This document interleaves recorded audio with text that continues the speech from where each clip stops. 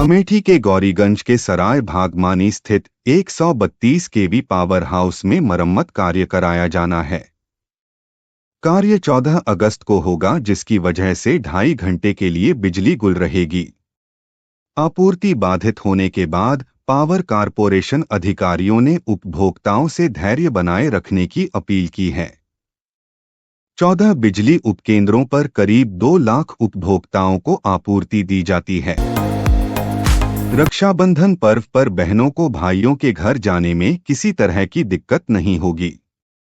Roadways बसों से मुफ्त की यात्रा कर बहन अपने भाई के घर आसानी से पहुंच सकेंगी। परिवहन विभाग इसके लिए हर रूट पर बस के संचालन की रणनीति तैयार करने में जुट गया है।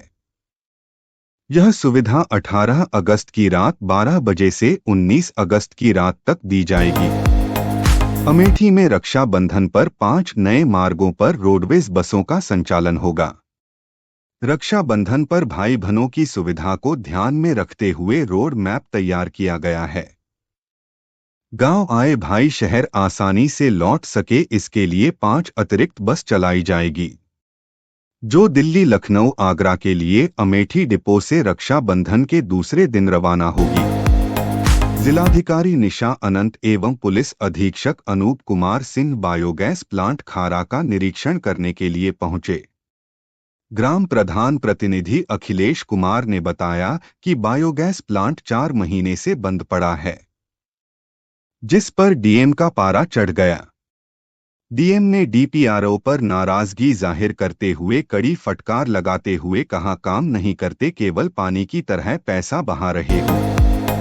मायके पक्ष के लोग मृतका के शव का अंतिम संस्कार कराए जाने की इच्छा व्यक्त की। पुलिस ने दोनों पक्षों को समझा बुझाकर मामला शांत कराया। थानाध्यक्ष श्याम नारायण पांडे ने बताया कि शव के अंतिम संस्कार को लेकर दोनों पक्षों में विवाद हुआ था, जिसे शांत करवा दिया गया है।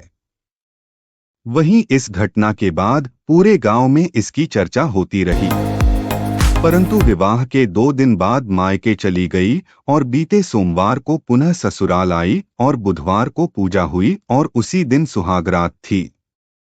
सुहागरात में पति पत्नी दोनों एक दूसरे के हो पाते कि नव विवाहिता प्रेमी संग घर के पीछे लगी खिड़की से आभूषण लेकर फरार हो गई। थानाध्यक्ष सच्चिदानंद राय ने बताया कि मामले की तहरीर मिली है, जांच की जा रही है। उत्तर प्रदेश के अमेठी जिले से एक दिल दहलाने वाला मामला सामने आया है। यहां ग्राहक जन सेवा केंद्र संचालित करने वाले युवक को उसके दोस्त ने चाकू मारकर घायल कर दिया। युवक बैंक से रुपए निकाल दोस्त के साथ वापस लौट रहा था, तभी उसने रुपए छीनने का प्रयास किया। विरोध करने अपने एक अन्य साथी के साथ मिलकर चाकू मार दिया और रकम लूटकर फरार हो गया। उत्तर प्रदेश के अमेठी जिले में नायब तहसीलदार ने राजस्व अभिलेखों में खलिहान के खाते में दर्ज सड़क किनारे कीमती भूमि पर किए गए अवैध कब्जे को हटवा दिया। उन्होंने बताया कि किए गए अवैध निर्माण को हटवा दिया गया है। किसी भी कीमत पर किसी को अवैध कब्जा नहीं करने दिया जाएगा। बता दें, ग्राम प्रधान द्वारा इसे हटवाने का आदेश दिया गया था। अमेठी के गडेरी गांव के प्राथमिक विद्यालय के पास जंगल से 3 दिन पहले रात में महिला के रोने की आवाज सुनी गई। तब से यह आवाज रोज रात में आ रही है, लेकिन किसी की जंगल के अंदर जाने की हिम्मत नहीं हुई। ग्रामीणों को तो छोड़िए, पुलिस भी जंगल में घुसने का साहस नहीं जुटा पा रही है। अब वाटर क्राइसिस यूपी के फूला गांव में 2 दिनों से आपूर्ति पूरी तरह से बाधित हो गई है, जिसके चलते 500 परिवारों के सामने पीने के पानी का संकट गहरा गया है। पानी की टंकी के द्वारा गांव के 500 घरों तक नल से जल पहुंचाया जा रहा है। बीते 2 दिन से जलापूर्ति पूरी तरह से ठप है। 78वें स्वतंत्रता दिवस के अवसर पर लाल किले से भाषण देते हुए प्रधानमंत्री नरेंद्र मोदी ने बांग्लादेश में हिंदुओं और अल्पसंख्यकों की सुरक्षा पर चिंता जताते हुए भी पड़ोसी देश में सुख और शांति की कामना की। पीएम मोदी ने कहा कि वैश्विक स्तर पर भारत की ताकत बढ़ी है, लेकिन इसके साथ ही कई चुनौतियां भी बढ़ने लगी हैं। मजबूत भारत को किसी से डरने की जरूरत नहीं। स्वतंत्रता दिवस के मौके पर पीएम मोदी ने ऐतिहासिक लाल किले की प्राचीर से राष्ट्रीय ध्वज फहराया और राष्ट्र को संबोधित किया। यह देश के नाम उनका लगातार 11वां संबोधन था। पीएम मोदी ने यूसीसी से लेकर कई दूसरे मुद्दों पर देश के लिए अपना विजन बताया। पीएम मोदी ने स्वतंत्रता दिवस पर लगातार 11वीं बार लाल किले की प्राचीर से तिरंगा झंडा फहराया और अपने पूर्ववर्ती मनमोहन सिंह का रिकॉर्ड भी तोड़ दिया। पीएम ने भारत के 78वें स्वतंत्रता दिवस पर कई खास बातें बोली। उन्होंने बांग्लादेश के मौजूदा राजनीतिक संकट सहित कई घरेलू और अंतर्राष्ट्रीय मुद्दों पर बात की। ट्रेनी डॉक्टर के साथ हुई अत्याचार को लेकर देश भर में उबाल है।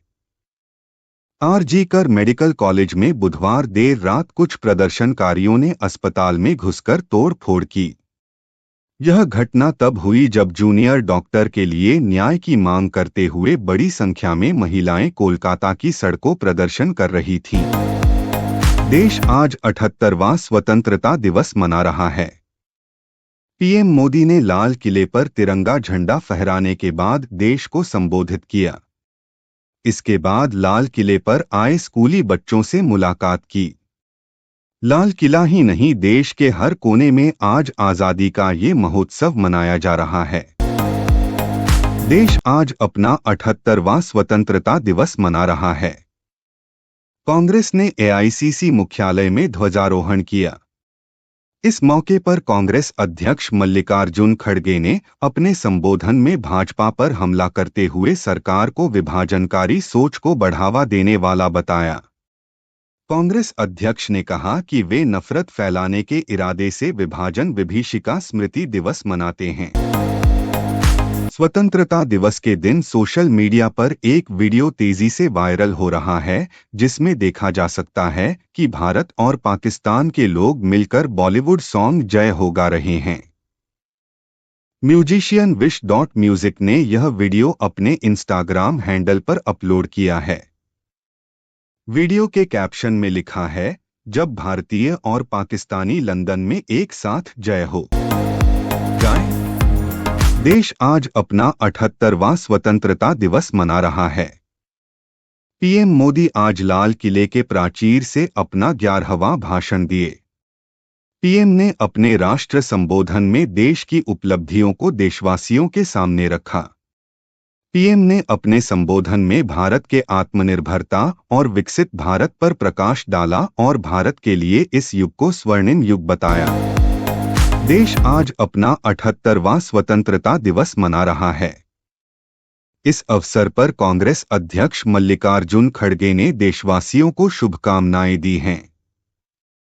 कांग्रेस अध्यक्ष ने स्वतंत्रता दिवस पर देश को बधाई देते हुए लोकतंत्र और संविधान की रक्षा करने की कसम खाई। साथ ही अपने बधाई संदेश में खड़गे ने विपक्ष को लोकतंत्र का ऑक्सीजन बताया और विपक्ष की महत्वपूर्णता बताई। आज देश अपना 78वां स्वतंत्रता दिवस मना रहा है। इस मौके पर देश के उपराष्ट्रपति जगदीप धनखड़ ने लोगों को शुभकामनाएं दी। उपराष्ट्रपति ने आज के शुभ अवसर को न्याय, स्वतंत्रता, समानता का दिन बताया। उपराष्ट्रपति धनखड़ ने देशवासियों से इस दिन को विकसित भारत के लक्ष्य को साकार करने के लिए कड़ी मेहनत करने की बात कही। हॉरर कॉमेडी स्त्री 2 ने रिलीज के साथ ही चर्चाओं का बाजार काफी गर्म कर दिया है। सिनेमाघरों में इस मूवी को अच्छा रिस्पॉन्स मिलता दिख रहा है। इस बीच स्त्री 2 स्टार कास्ट की फीस को लेकर भी सुर्खियां तेज हैं। अमर कौशिक की मच अवेटेड हॉरर सीरीज, जिसका फैंस काफी लंबे समय से इंतजार कर रहे थे, फाइनली रिलीज हो चुकी है। स्त्री 2 को दर्शकों से काफी ज्यादा प्यार मिल रहा है। फिल्म रिलीज के बाद से इसकी मुख्य कास्ट के अलावा अन्य किरदारों से भी अब धीरे धीरे पर्दा उठने लगा है। पिछली फिल्म में फ्लोरा सैनी ने चुड़ैल का किरदार निभाया था। कौन बनेगा करोड़पति का सीजन 16 शुरू हो चुका है। अब की बार गेम के रूल्स में भी कई सारे बदलाव किए गए हैं। इसका एक लेटेस्ट एपिसोड काफी ज्यादा वायरल हो रहा था, जिसमें दीपाली सोनी नाम की एक कंटेस्टेंट आई थीं। वहीं इस दौरान बातचीत में बिग बी मैरिड कपल्स को भी सलाह देते नजर आए। इमरान हाशमी ने अपने अभिनय के दम पर हिंदी फिल्म इंडस्ट्री में एक अलग जगह बनाई है। उन्हें सीरियल किसर की इमेज से बाहर आने में काफी समय लग गया। अपने करियर में अलग अलग रोल निभाने वाले इमरान हाशमी ने हाल ही में उस समय को याद किया जब गदर 2 एक्ट्रेस अमीषा पटेल ने उनके साथ काम करने से इनकार कर दिया था। बीसीसीआई ने बुधवार को दलीप ट्रॉफी 2024 से 2025 के पहले दौर की टीमों की घोषणा की थी। टूर्नामेंट के लिए शुभमन गिल, अभिमन्यु ईश्वरन, ऋतुराज गायकवाड़ और श्रेयस अय्यर को कप्तानी की जिम्मेदारी सौंपी गई। टूर्नामेंट की शुरुआत 5 सितंबर 2024 से होगी। कयास लगाए जा रहे थे कि विराट कोहली और रोहित शर्मा समेत कुछ सीनियर खिलाड़ी दलीप ट्रॉफी में खेलते हुए नजर आएंगे। पूर्व विकेटकीपर बल्लेबाज दिनेश कार्तिक ने क्रिकेट के तीनों प्रारूपों के लिए भारतीय टीम की अपनी बेस्ट प्लेइंग 11 का चयन किया है। दिनेश कार्तिक ने आधुनिक युग के 2 दिग्गज बल्लेबाज रोहित शर्मा और विराट कोहली को जगह दी, लेकिन 2 धुरंधर कप्तानों को नजरअंदाज कर दिया। भारत के 78वें स्वतंत्रता दिवस पर खेल सितारे भी देशभक्ति से भरे हुए हैं। सोशल मीडिया पर सभी अपनी भावनाओं को व्यक्त कर रहे हैं और देश का मान बढ़ा रहे हैं। भारत के महान क्रिकेटर सचिन तेंदुलकर, हार्दिक पांड्या, रोहित शर्मा, नए हेड कोच गौतम गंभीर समेत कई स्टार्स इस खास दिन पर सभी देशवासियों को शुभकामनाएं दे रहे हैं। पूरा देश आज 78वां स्वतंत्रता दिवस मना रहा है। इस खास मौके पर देशवासी एक दूसरे को आजादी की बधाई दे रहे हैं। वहीं कई भारतीय क्रिकेटर्स की 15 अगस्त से जुड़े किस्से सामने आ रहे हैं। भारतीय टीम के कई ऐसे खिलाड़ी रहे जो भारतीय सेना का हिस्सा रहे। इस लिस्ट में पूर्व कप्तान महेंद्र सिंह धोनी, सचिन तेंदुलकर से लेकर कपिल देव का नाम शामिल है। भारतीय क्रिकेट टीम के सबसे सफल कप्तान महेंद्र सिंह धोनी ने इंटरनेशनल क्रिकेट से 4 साल पहले संन्यास का ही ऐलान कर दिया था। उन्होंने इस दिन अपने संन्यास की घोषणा की थी। धोनी के साथ ही इस दिन सुरेश रैना ने भी इंटरनेशनल क्रिकेट को अलविदा कह दिया था। देश भर में आज दिन भर 78वें स्वतंत्रता दिवस की धूम रही है। फिल्मी सितारों ने भी आजादी के इस खास पर्व का दिल खोलकर जश्न मनाया है।